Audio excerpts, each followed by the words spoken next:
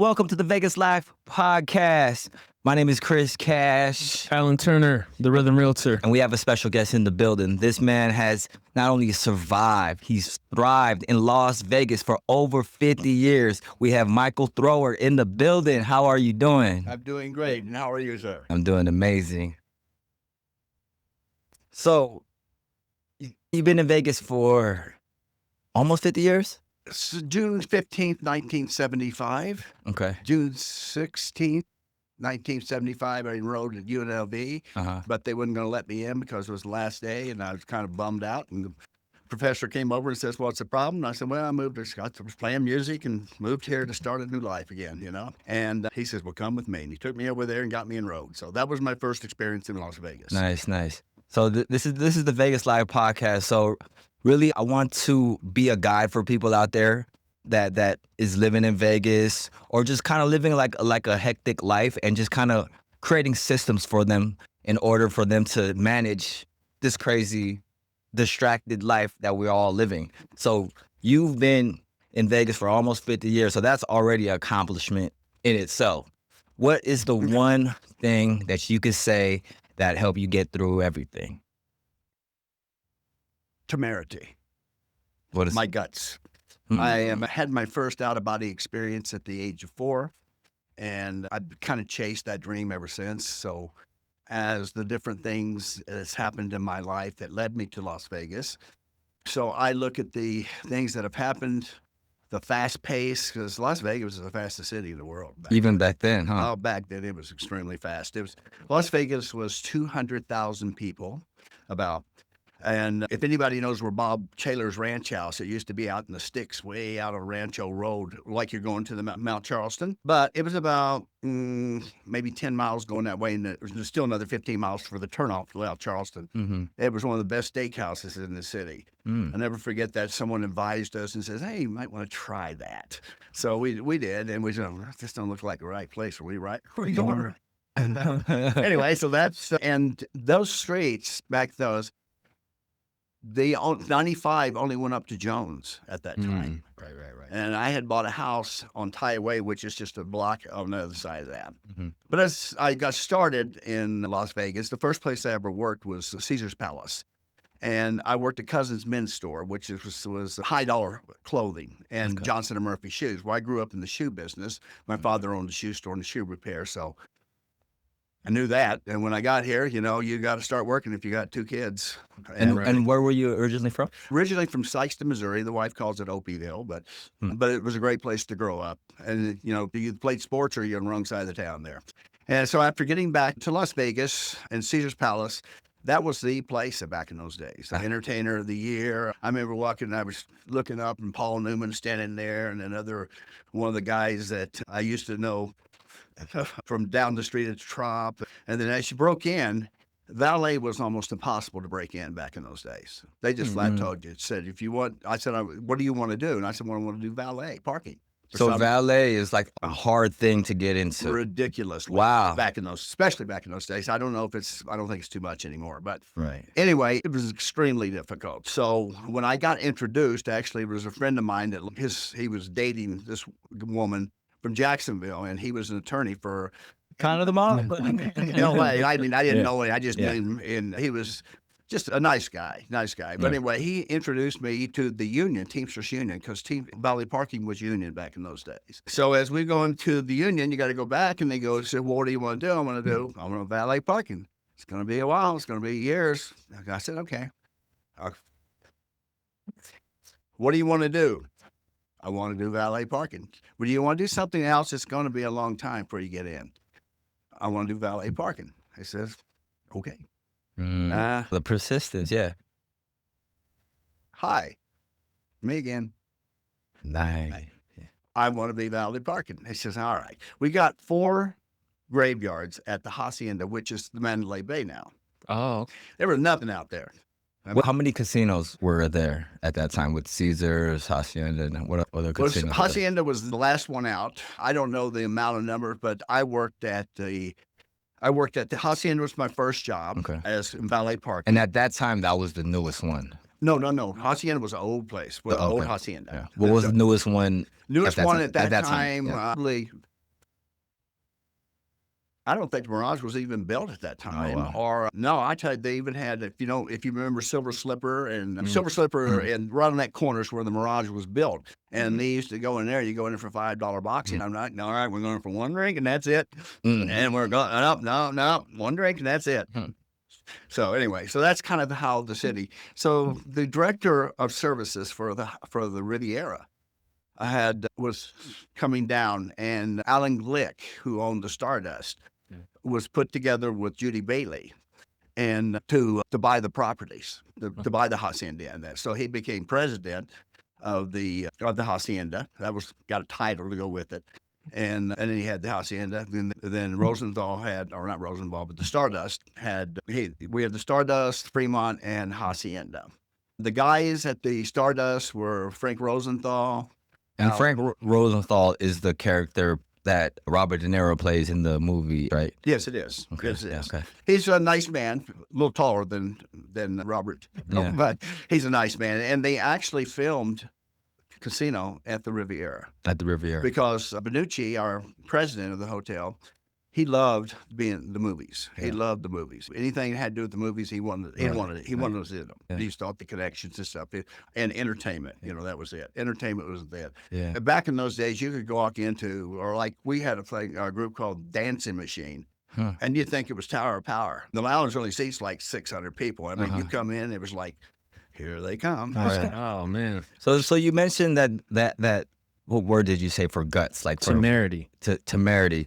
So what was the inclination that made you be so persistent on being a valet? Well, like I said, the first place I worked was Caesars. With Caesars, I got to meet, actually. But that was the shoe store, right? In Caesars? Yeah. The men's store at A Caesars. set of underwear would cost you $25 back in 1975. But then at that time you were like, I want to do valet, right? Yeah, well, that's when I got to the city. Everybody kept saying, well, valet, they make pretty good money, and Okay. they make good money and they have great benefits. Yeah. So That was like the talk of the town, right? Yeah. And you have a pension. Okay. So I have a wonderful pension, thanks to Teamsters. So that was a big reason. But, with that, I had to make money. So I had to do what I could do to make money. And I got a kind of funny story. Now I won't tell you that one.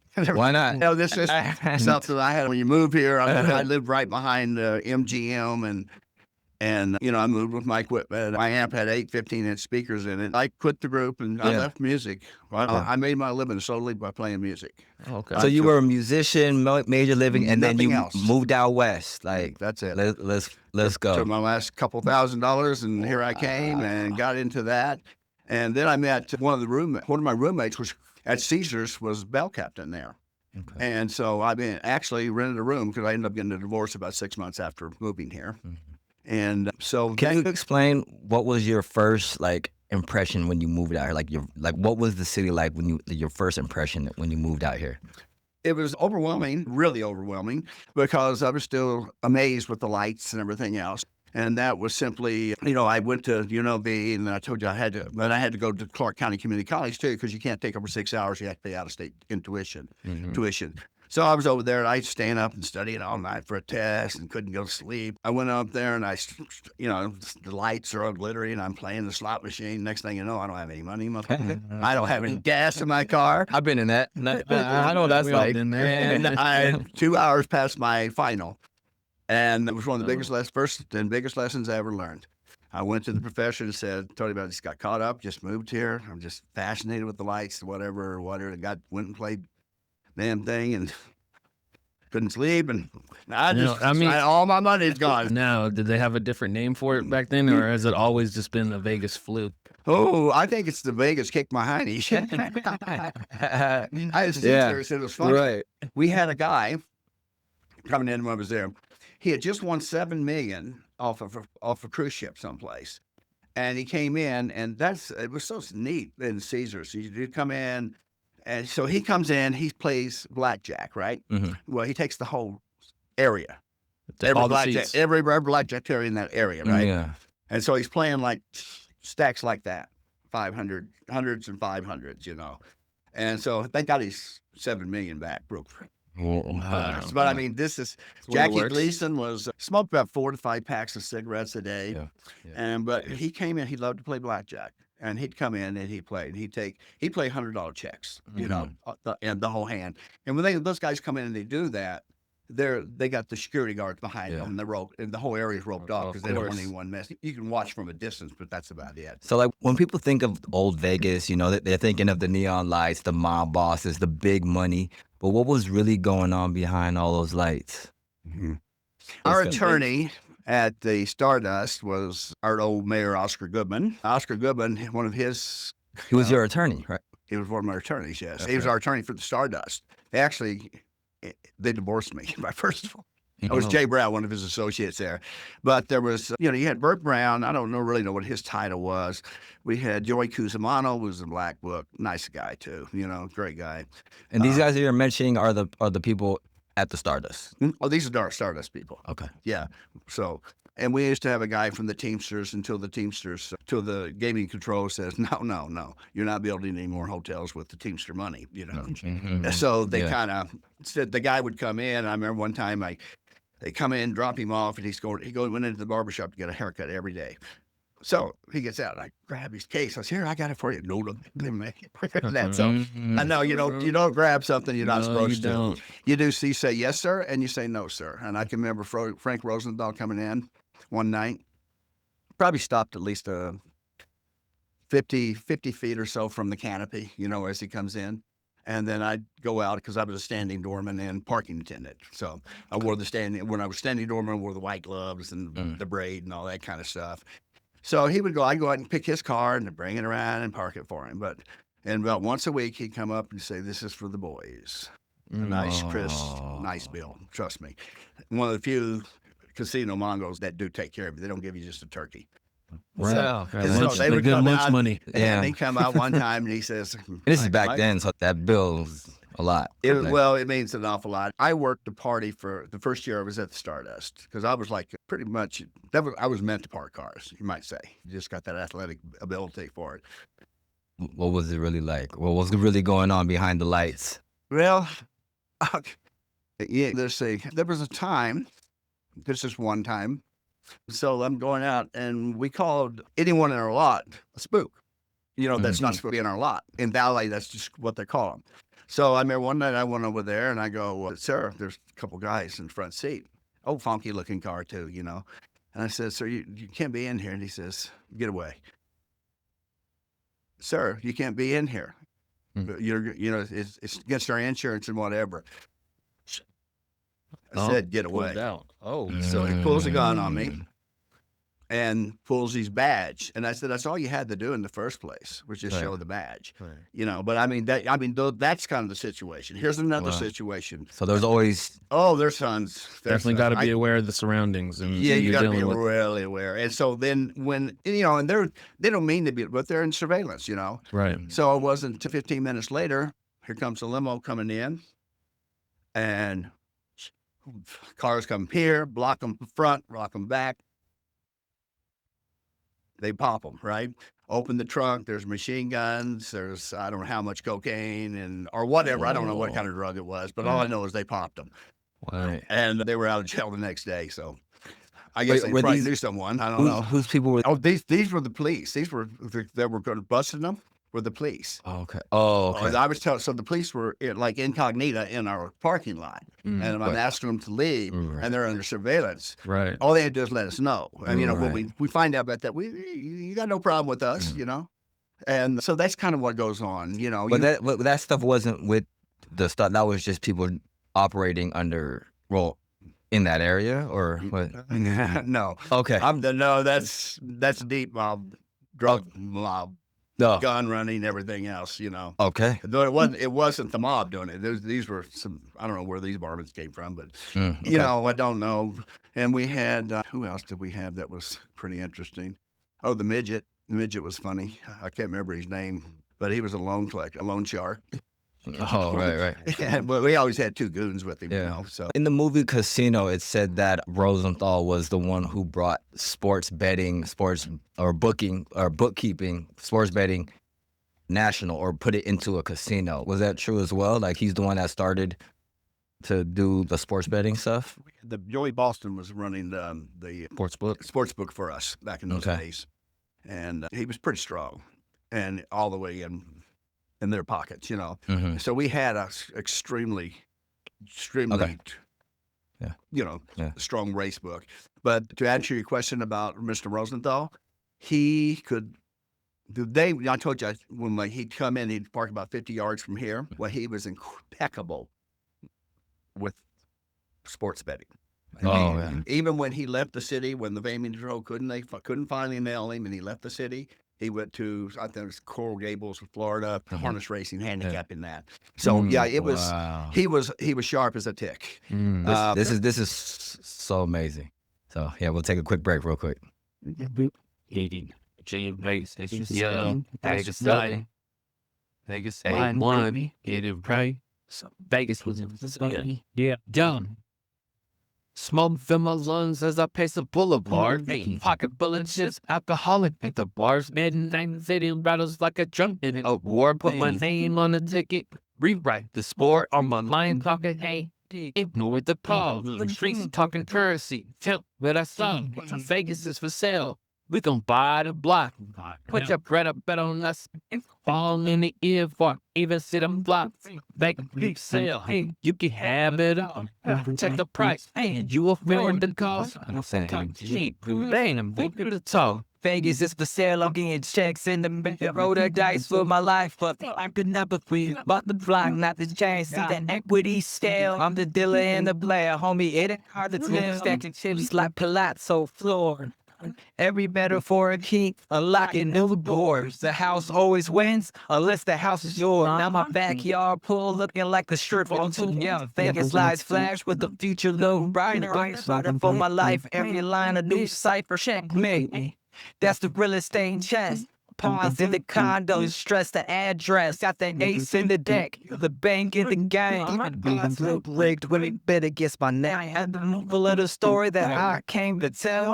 On what you promote, Vegas is the sale. Bet on myself. Drop pluses fast, streets paid with goals still here. Oh man, it's made a back with a skyline. Plain rubbing, get that hook and burns in my heart. Ride from that can, cash flow like ties, ride the way till it crashes.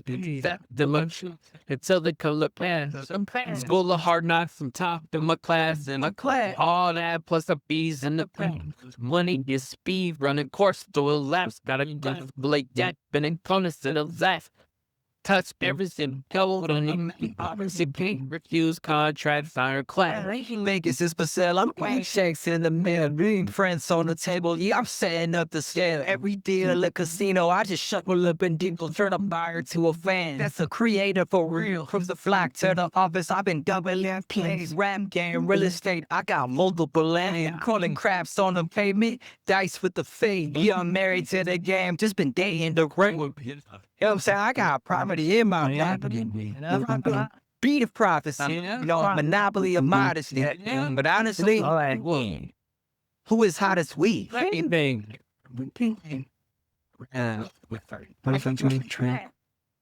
No, say the. No lie. I think you won. Right. Nobody. Take me right. Really? And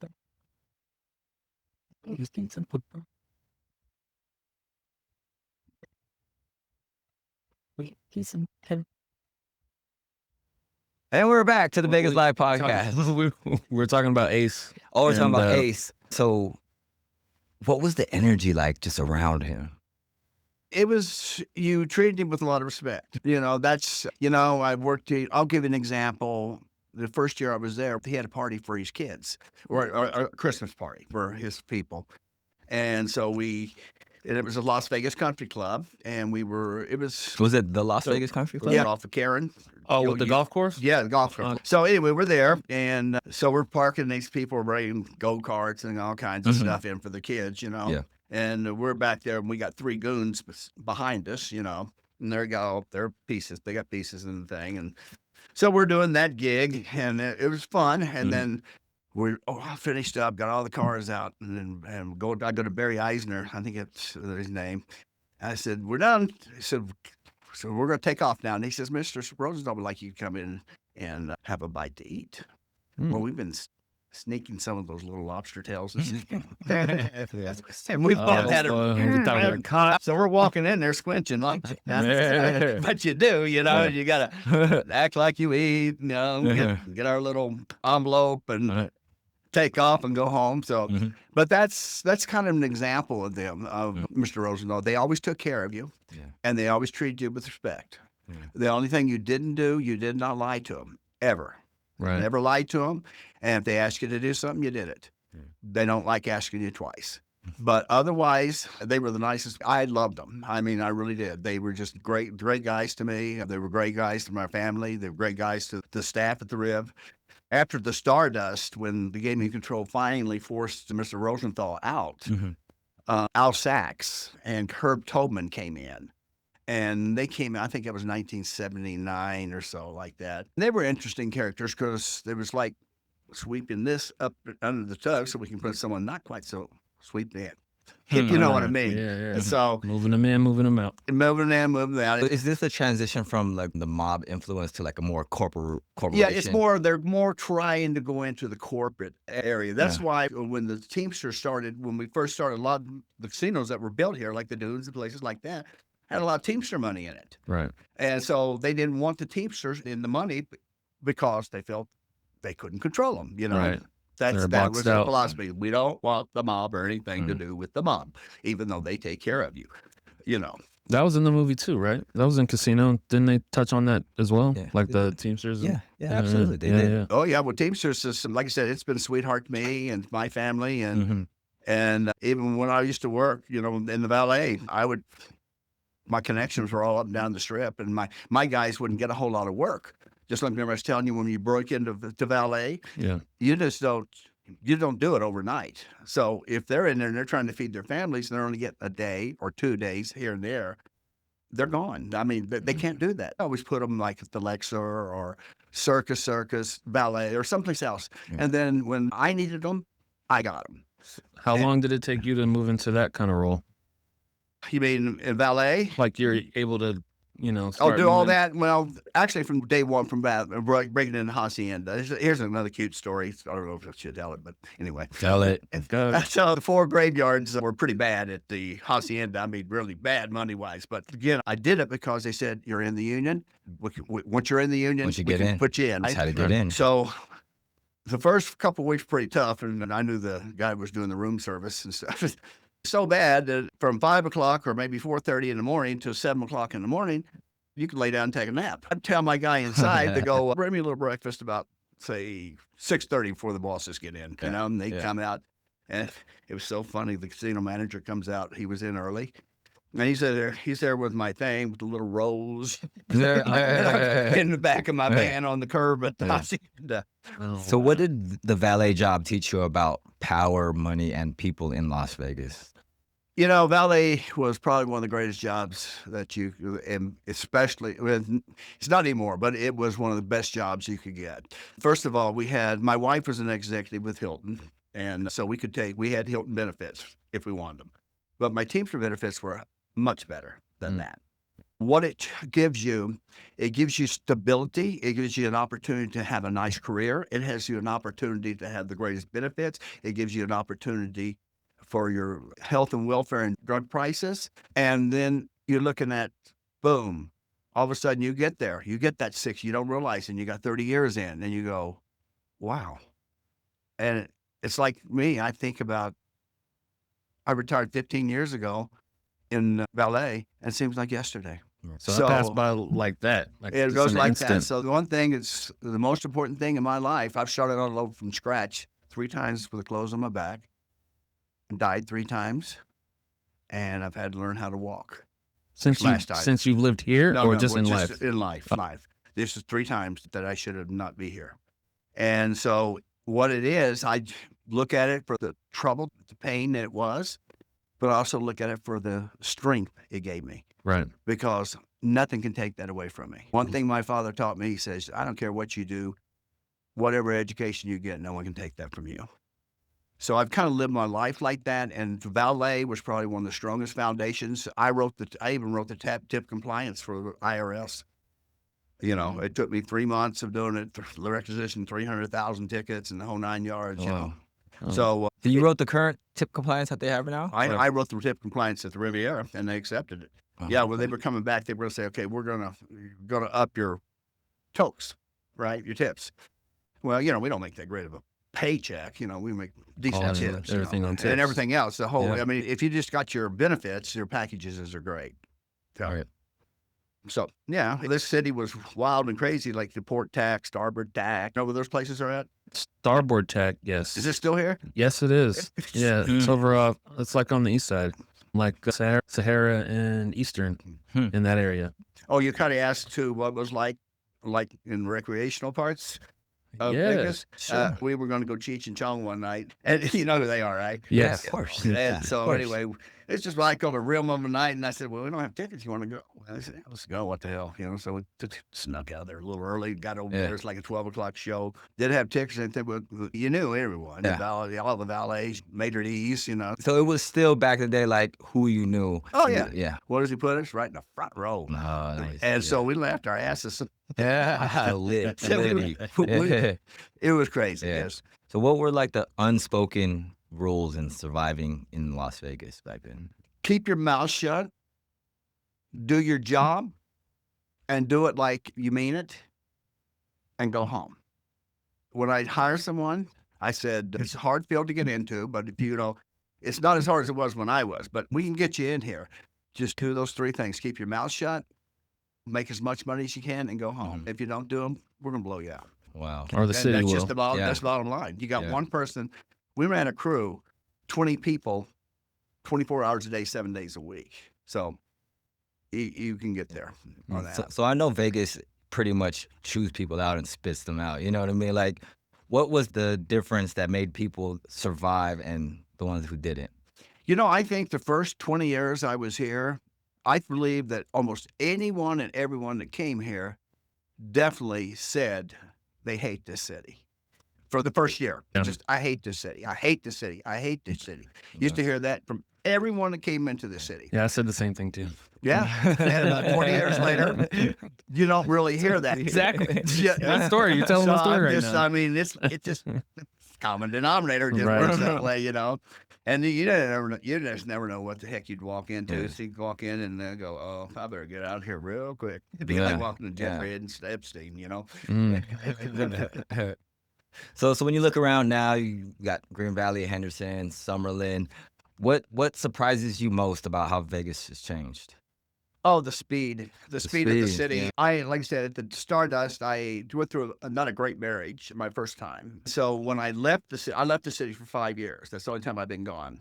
The thing, it was 200,000. When I moved back, it was 500,000. So in 5 years. 5 years. I mean, I Wow. came back and I go, what in the heck? I mean, I'm looking at all these properties, Yeah. going out like the Bob Taylor's ranch house I told you about. What's everything? There's nothing but Built businesses out all all the the way way out into there. like to the mountains. And I stuff mean, we out went there. out there, and it was kind of an old mob hideout. The steakhouse is not there anymore. You might be able to see it from the freeway. It's like Yeah. at the end of Jones or something, right off the No, it's 215. off 95 Rancho, Yep, like going yep, way out there. really. Yeah, we did a gig too for Frank Sinatra. His mother been killed. I think it was a plane crash. It's been so long. But anyway, we brought in like 21 doormen from all over the city. We only had 98 parking attendants in this whole city, or valets, or whatever you're going to call them, when I broke in. Right. So I don't know what there is now. Some doors have that. And how has the real estate game evolved since? Oh, well, you could buy property for $1,000 an acre pretty cheap. Yeah. What were the most prominent neighborhoods? Because you mentioned the Las Vegas Country Club, so that's over there by the Hilton now, or the Westgate now.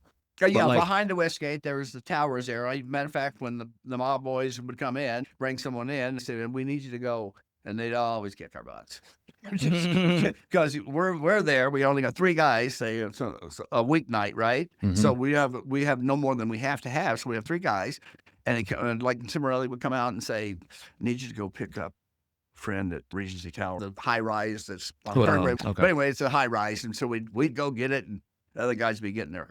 Just kicked until they get back, and then until we 3, but it's just you just met just about anything. Spilatro was in, we had him a few times. Anthony Salvatro, Okay. he's dead. He was beat to death. Oh, so he's a mobster. Got you. Yeah. Beat to death in I'm Chicago. I'm up to speed. Oh, that's where I'm from. That's where I was born at. For Chicago? Yeah, he was in a cornfield. So what neighborhoods in Vegas now still feel like the old Vegas? Is there any? Well, the very first of Green Valley, I can remember when Green Valley just first started, there wasn't much over there. You go over like just a little bit past Eastern in that area. That was Green Valley. That was all there was. Eastern and what? And like with Eastern Sunset and Park yeah, area, or a little bit past yeah, well, that? Sunset Park was there, but there was nothing in between. Right. Ghost. Green Valley was just getting started with building the tracks. They didn't even have the people on the corners and stuff like that. Like I said, going out on the west side, 95 was 4 lanes and then went to 2 lanes right up by Jones. And then it was like 1 lane all the way up to where the Bank America, you know what I'm talking about, with Bank America right there. Yeah. And I had a house that was a brand new community right there at that time. It's like Westcliff. Exactly. That's Right. exactly where it was at. So I had a house over there at that time. But like I said, the Castaways and That's the east side. yeah, the the Castaways, border that place, that's where the Mirage was. We had some of the boys that came in. I don't think he's around either anymore. I know he's not. Herbie Blinstein. What about the downtown area, like Huntridge, the Huntridge district, or McNeil Estates, or Rancho Estates? Rancho Estates was the thing. That That's was where a the Mirage prominent- sisters were lived. I think they have like one of the oldest properties in Las Vegas. It's beautiful over there. I sold, when I moved back to the city, I broke into cars until I broke it back into Valet. And I Did told you say broke into cars until you broke into the broke into Valet parking. Oh, I sold cars. Of course, came back. Never mind. You know what they say about me? They say, get away from that wheelbarrow. You don't know anything about machinery. And that's a fact. I don't. I had the wife change the light bulbs. So, yeah, me too. You know, they. So for somebody moving to Las Vegas now, what do you think they need to know in order to call Las Vegas home? Well, Las Vegas is still a primo place to come. You can make a great living. Housing's getting a little high, but housing was high when I was there too, Yeah, I mean, it's always been high. So just relative to the I had a times. house right over here off of Trop and right up Great Buns Bakery, that area right there. And it was $500 a month. I go, damn, I don't know how I'm going to make that payment, But, it's Figured always, it out. as we do, as we grow older and the economy and everything starts sticking up and then inflation gets there, you just have to make amends to get there. And what I find is what the biggest thing about Las Vegas, the biggest gift is the temerity. Take it for what it's worth and use it. Use it because it's a great leverage it because if you can live here and afford to live a little in a place else, do it. There used to be you could go out to eat. Everything was nothing. Well, if you worked in the city, you never paid for anything. Exactly. That's why you never went out. Exactly. I'm not going out again. I'm not coming in licking my hair and coming back to work and can't get an extra. I'm not doing that again. So anyway, did I tell you about the Sinatra thing, right? It was a commensuration for her because she had just passed. And so we brought in like 21 doormen and all the high rollers. I was the standing doorman, little white gloves and the braids up here, There you go. And they came in and it was like, it was the big boys. And then afterwards, here's a little behind the snips. There was a gentleman, one of my best friends, he passed away, his Fawn Demon, and he knew everyone in the city. As a matter of fact, we we were going to take over a couple of doors, but we decided not to. But anyway, we're going over to the Roll-In Casino. That's where it used to be on Convention Center Drive. It used to be Debbie Reynolds Casino. Okay. And we're drinking, they're throwing us Dom Cherry on, I mean, whatever you Yeah, want, yeah, and there you lobster. And Paul gets up on the table and shoots the moon to the casino manager. So the casino manager gets up on the table and does the same thing. Oh, wow. I mean, so yeah, there's some crazy things back in the day.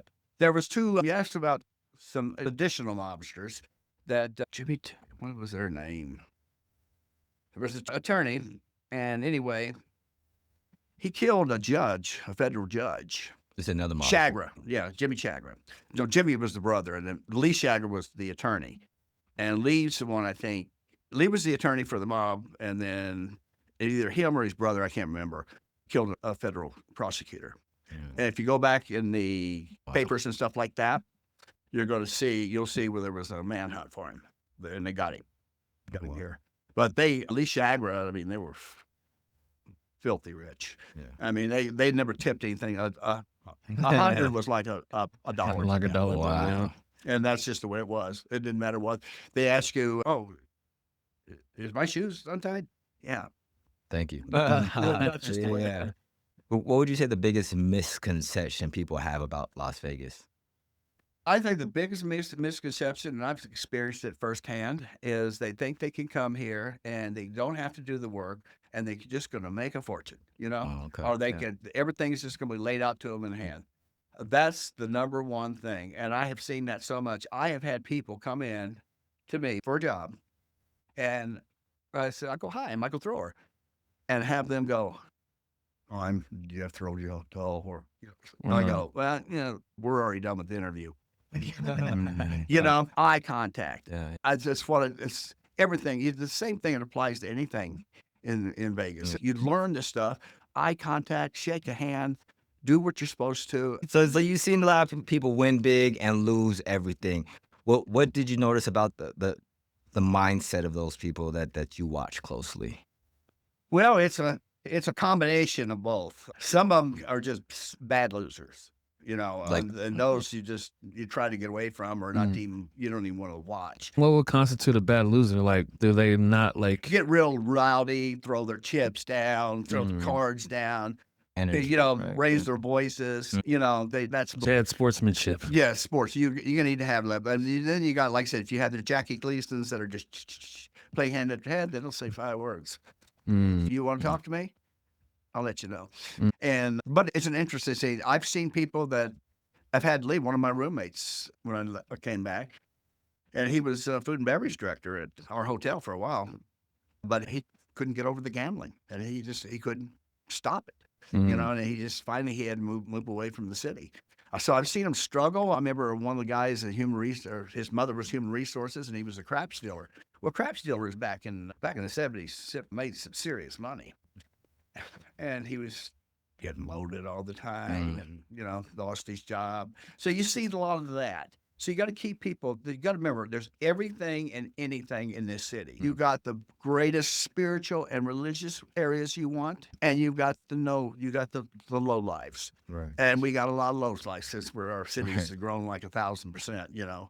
That's why we keep getting the DUIs and all that stuff. But it's a city that it's remarkable, and it's wonderful to live in a place that you can live 250 days a year in sunshine. Yeah. Have an opportunity to make a comfortable living, hop an airplane in 5 minutes, or get out of here and go home. So would you say, like, someone that may find or achieve success in this city, there's like a level of appreciation or like gratitude, or like what qualities would make up a success story in your opinion? That's really an easy question to answer. What makes up it is compassion.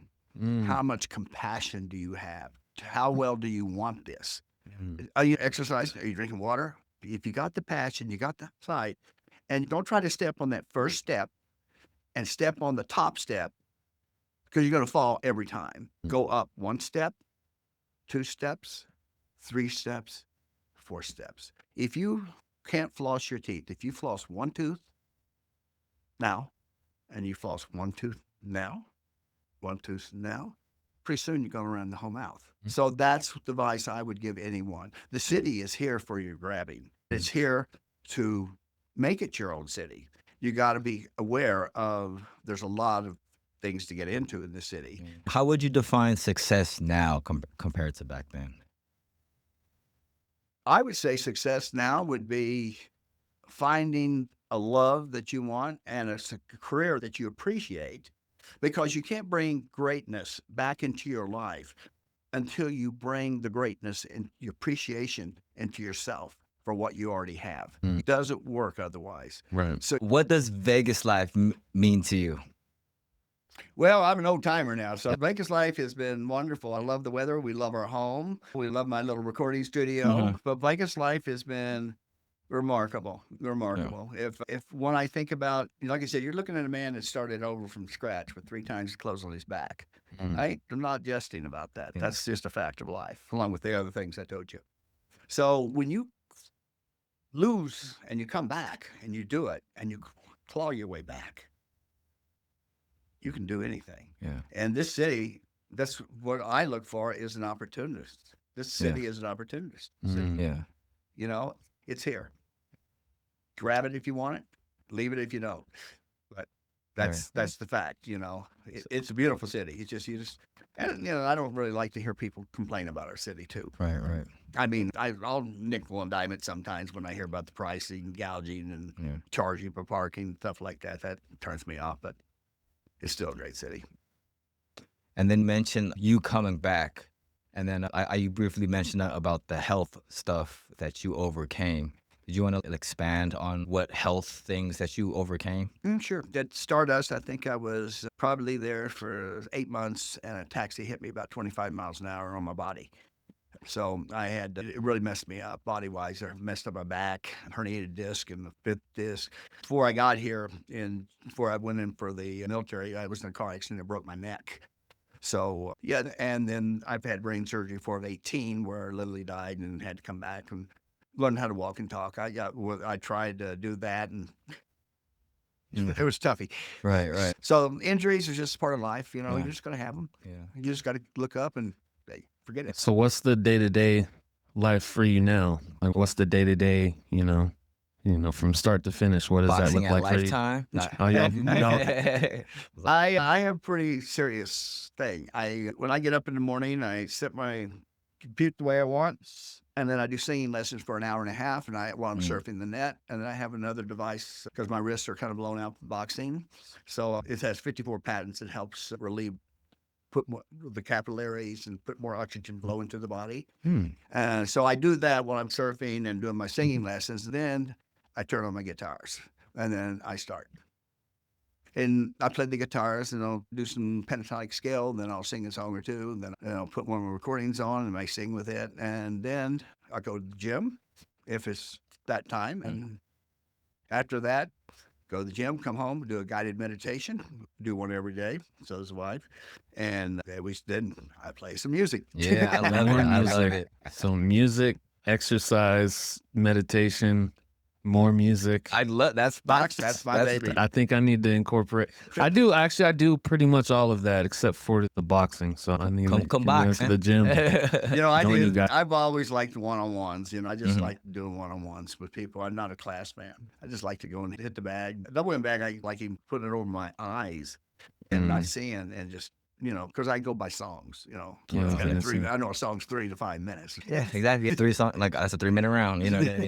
So like on this podcast, I discovered the frequencies and stuff, and I know you with the guided meditation and music and everything. And I'm not sure where the question is going, but do you study the frequencies on how the frequency that we've been listening to on the radio is changed to a certain frequency that makes us more anxious? And do you study listening to certain frequencies that make you more harmonious with your body and stuff like that? The answer to your question is yes, yes, and yes. I specialized in color light for over 12 years. Color light works off the frequency of you. So what I do with color light, I work with color crystals and their color lights as well. And I do a complete facial, which is 26 different parts of the body. And then I'm doing acupuncture up the front part of your body. And after this, then I'm turning you over, and I'm doing what I created for Parkinson's. And it's a technique of, so it's X amount of oils, and I go up and down the spine of your neck, and then I stretch it and come back around. And these are sound frequencies? These are all sound. Everything's frequency. Everything in the world is light, sound, and frequency. The guy I studied color puncture under, Peter Mandel. Anyway, his best friend was Fritz Bopp. He won the Nobel Peace Prize. You might have heard of that for his discovery of biophoton in every cell of the body. When we have SAD, that's seasonal affectional disorder. Like in Alaska, you don't get any sunlight. The body's not getting the light. When we're having problems with our body, our problem is we're not getting light. So you have blockages of light. So what I do is take you, unclog you, pull you out, give you stuff to make you comfortable. So when it comes up, you don't go, I'm not going there. Yes, well, we got to do that so you'll feel better. Go to the light. Number one illness in the world is the emotions lodged in the body. No such thing as a non-dysfunctional family. All right, but enough of that. So let's say someone has those feelings lodged in their body. Like how would you be able to get somebody to either see that perspective of the light or get them like Or see the importance of maybe getting that unclogged, you know, Oh, to their benefit. it works every time. So Yeah. what I do is kind of like the treatment I just told you, but there's special oils. I put Valor. Why Valor? Valor is for emotional courage because these you're are not. these are oils. These are oils. Okay. It's all about emotional courage. So when you put in Valor, I put Valor on the shoulders like this, and then I put my hands on your shoulders because you don't want to cross your hands. You want them like that, and you hold them until the body will vibrate. It's all vibration, and you'll feel it. And when it does, go down to the feet, put the Valor in the thing, put it up the feet, and then I hold the feet like this. And within usually in 30 seconds, I've got them. You're ready. So when I'm done, I'm saying, I'm coming to you. I'm coming to you. And what I do is I sit down, I talk with you. Like I said earlier, I can ask you about what prescriptions, but I can ask you, share with me what's going on with you. And then the body kind of talks to me. So if you ask about the emotions, well, there's a feelings kit that I use. It's where I have forgiveness and I put in the navel. I have release that's going up here because you can't release anything if you don't let it go. And you can't let anything come up if you won't let it come up. Yeah. And when it comes up, Gotta you're release going it. to blow it out. And guess what? You feel a lot better. Our weight is lifted. Yeah. So it's the deal. I wrote that a long time ago. And so I've got them all. I don't use my babies as much as I used to, but I've taught color all the way in Australia. I was there for 23 days, and it was a blast. And I tell you, I still carry a 20 and a 5 from Australian money because I love the culture. I just love the way they treat their people, their kids, the integrity. You know what I mean? I just love them. I just love them. Really?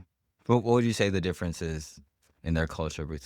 Well, they don't. You're not allowed guns. First of all, the number two is I just like then you don't see the kids insulting older people like it's yes or no, sir. Respect. That just respect, just common courtesy. You don't see them throwing trash out on the side of a door.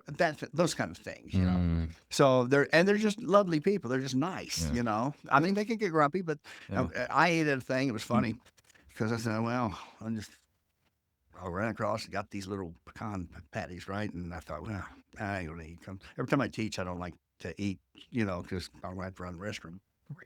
So I got these things. I said, "Does anyone here would like some pecan patties?" Pecan. I said, "Oh, okay, I'm sorry." Did they have you eating what's the Vegemite? That like it's like a yeast spread. They put it on like toast. It's like a salty like spread. You talking about anchovy? No, like it's called Vegemite. It's like a yeast spread. That's not for me. No. In Australia. Oh no, I know what you're talking about. Yeah, they had that because we ate every day. We stayed at a Hilton. Yeah. So we, it was beautiful. I mean, I said, "What that?" And I remember it. Yeah. It's 2010 when I had the feather put my cap on that one. Oh, wow. So, and then you mentioned, so you're founder and CEO of Spiritual Healing, right? You no longer do that. Not really. No, I may take a doctor once in a while or someone, that I know that's having issues if they really want me to. And I certainly will because I got so much talent up here. I mean, it's not talent. It's just the education. I need to do it once in a while.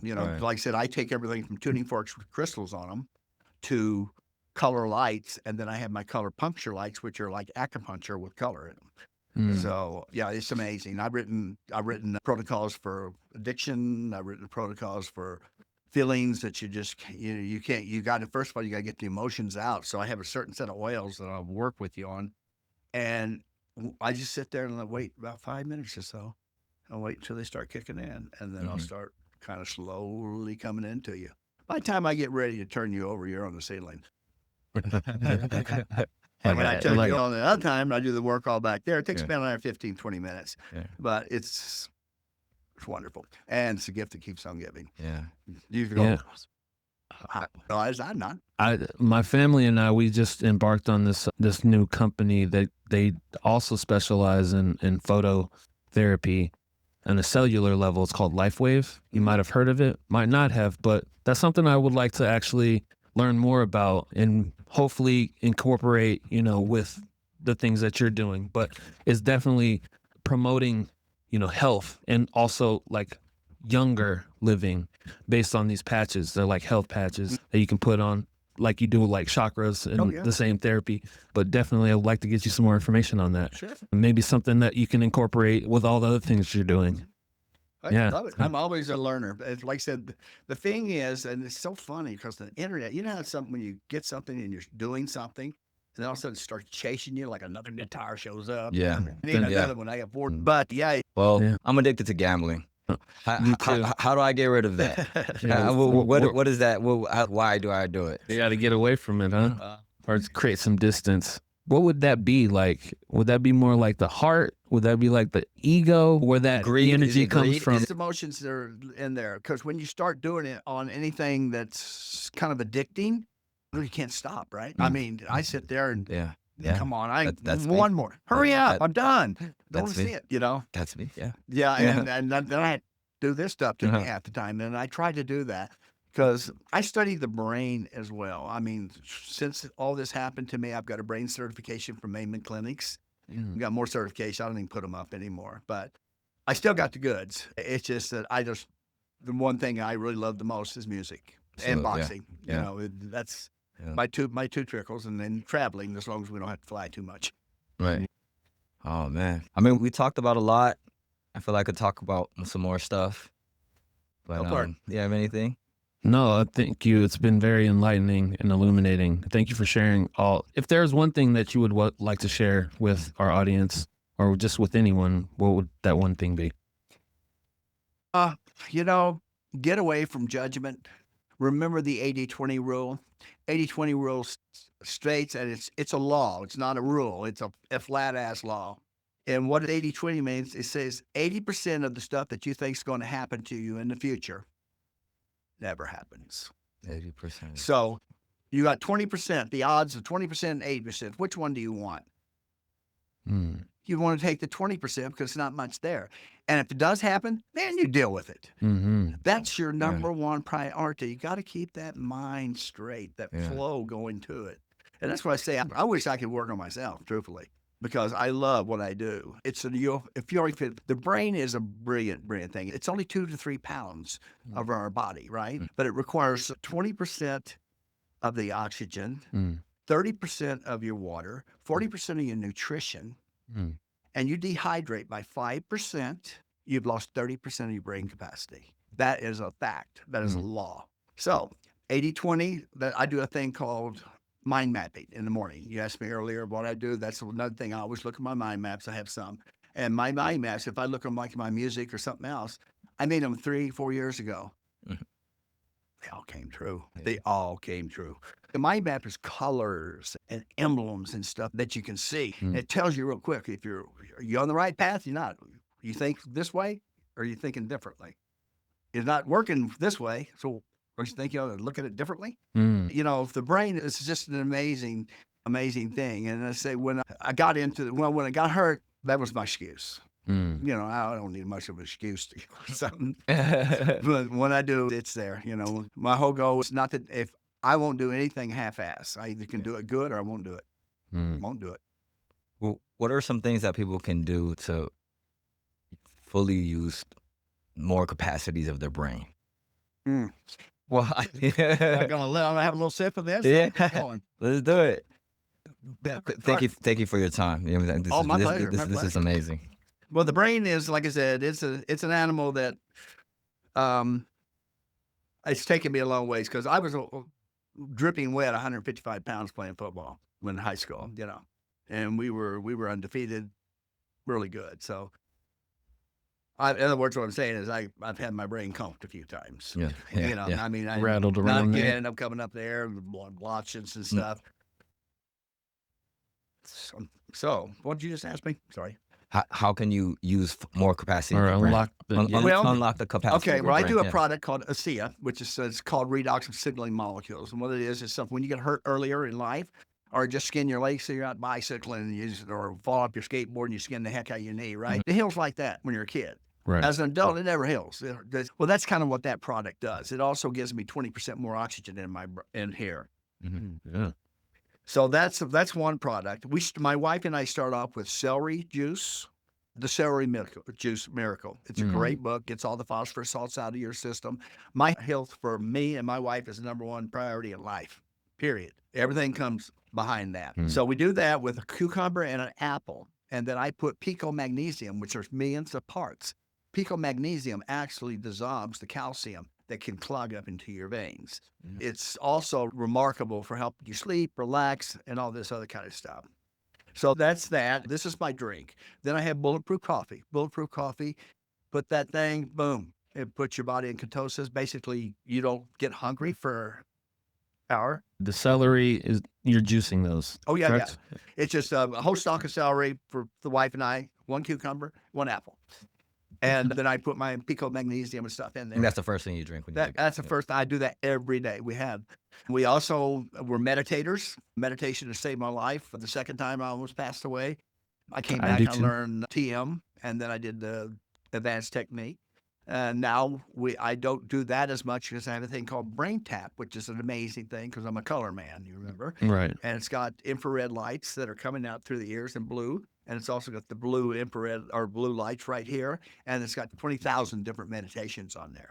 Oh, wow. So that is something I do every day. Once that's either coming home from the gym, that meditation, then I get up and start playing. But also at night, 2 valerian root, 2 real thing. It helps you sleep, and a lithium orotate. The Greeks used to use lithium orotate when they went into these mineral baths, and they would come out, and the depression would be gone. Oh, I threw that in there. And then I have my little gummy batch. I do this for my wife and I both. So I shut down about an hour, 9 o'clock or between 8 o'clock. I start shutting down because I look at bed 9:30, 10 o'clock at the latest. And so we do those usually within an hour, an hour. No, these are melatonin gummies. Oh, okay. D3 gummies. Okay. And for the digestion. And there's one more that's magnesium, a magnesium gummy. But these are all over the counter, all wonderful. I mean, you don't have the grogginess. Boom, you can wake up the next day. And like I said, when I get up, I like to be ready. I don't come up for air until I have to. Until you're ready. Yeah. And then you mentioned you do this for you and the wife. How long you been married? Oh, let's see, 38 years. What's the secret? Well, it's kind of like you ever have someone that's always a fighter, then they want to come like this, and when they come like this, I do that. Yeah, that's me too. I don't fight. I had my first ex-wives were horrible. No, okay, you do that. I don't care. But I have no interest in fights. If you got the right woman, you don't have to worry about it. We don't fight back. I mean, we've been upset, and like I said, I've gone down for the count a few times. And, when you see your husband walking across the road and then can't make it and he falls into the couch because we've been through some times too. So yeah, she's just a good woman. And when you find them, usually if we get upset at each other, it is not for very long. And if we do, I'll just go do something and she'll go do something. So you're not fighting against each other. You're like kind of fighting together against, whatever it is. Right. Like I said, it could be something from the other side.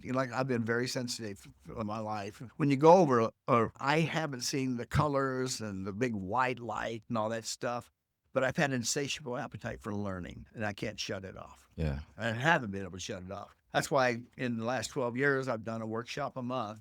And some of them have been up to 20 days and a month. Every month for 10, well, actually 12 years. Yeah. Wow. And these workshops are like the spiritual healing workshop? Well, spiritual healing, aromatherapy, the raindrop, and then for the color lights, I've written my own workshops. I used to with color light, and then I would fold in Vitaflex with it, which is thousands of years. Vitaflex is like this. It's manipulate your bones and stuff there. And just, I've had a lot of education on it. And it's been a wonderful treat, but that's it. It's amazing. Well, if you like, I'll put links to your workshops or whatever you got in the description on this YouTube video as well. But how else can people find you? Well, Michael Thrower at Mac.com. Okay. That's just like it sounds, MichaelThrower at Mac, like Mac computer. mac.com. And Thrower is THROWER at mac.com, or Michael Thrower at mac.com. And his phone number is 702-808-0158. Sweet. I'll put that in the description as well. Do you have any last words you want to say before we get out of here? I just want to thank you. It's been nice sitting down here talking to you guys. It's kind of nice to talk about the old days without having to go back to them all. Well, there it is, the Vegas Live Podcast. Alan Turner, Rhythm Realtor. Peace and Buddha bless. Be back. And we out. Bye. Cheers.